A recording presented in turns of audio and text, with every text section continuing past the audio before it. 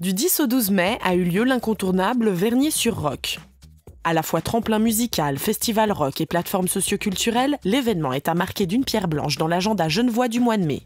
Vernier-sur-Roc, c'est une association qui a déjà beaucoup d'années d'histoire. Donc nous en sommes à la 28e édition cette année. L'objectif pour nous, c'est de proposer en fait à des jeunes de la commune de Vernier, voire d'un peu plus loin, du canton de Genève, de pouvoir, au travers d'une manifestation culturelle, de participer en fait à l'élaboration, au montage des infrastructures et de faire aussi divers petits travaux durant le festival, comme par exemple dans les bars, les loges, l'accueil des artistes, l'accueil du public, et en fait sous forme de stages ou de petits jobs. Ce festival, d'abord, c'est la 28e édition. Deuxièmement, on a une programmation qui est très riche et qui est éclectique. C'est une programmation qui fait que le budget reste toutefois limité, qui ne nous coûte pas trop cher et qui permet de pouvoir offrir encore au public un festival gratuit. Ça, c'est une chose qui est assez impensable. D'ailleurs, plein de gens me disent « mais comment tu fais ?» Eh ben, on a une baguette magique et la baguette magique, c'est aussi la commune qui nous aide grandement à ce que ce festival soit une réussite et qu'on puisse le faire gratuit. L'association, créée il y a maintenant 28 ans, est un acteur majeur dans la vie sociale et culturelle vergnolane. En plus d'être un soutien pour les talents émergents, elle mène un véritable travail de responsabilisation et d'intégration auprès des adolescents. Durant le festival, c'est environ à peu près entre 120 et 130 jeunes qui vont travailler par jour répartis sur le site.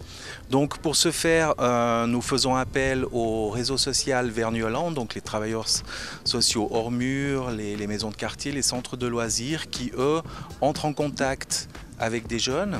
Nous, on va proposer un certain nombre de postes et de places, et ensuite il y a une répartition qui se fait, et l'encadrement également sur le terrain se fait par le réseau social ou des animateurs qui en fait vont suivre ces jeunes durant tout le festival.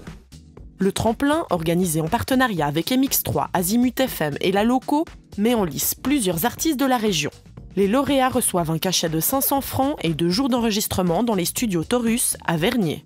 Le concept du tremplin, c'est une inscription sur le site MX3 qui soutient donc la musique locale romande et suisse. Il y a eu 80 inscriptions, il y a une sélection qui s'est faite par le comité. Ensuite, il y a eu 20 groupes qui ont été retenus et 5 par le jury de professionnels et qui ont décidé qu'ils se produisent sur la scène. Donc ça s'est passé jeudi soir.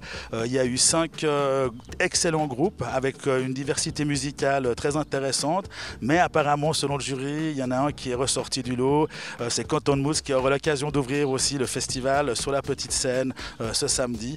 Et ils gagneront aussi un single enregistré dans un studio d'enregistrement. C'était le prix plus un petit cachet pour leur participation au festival, on va dire IN de Vernier-sur-Roc 2012.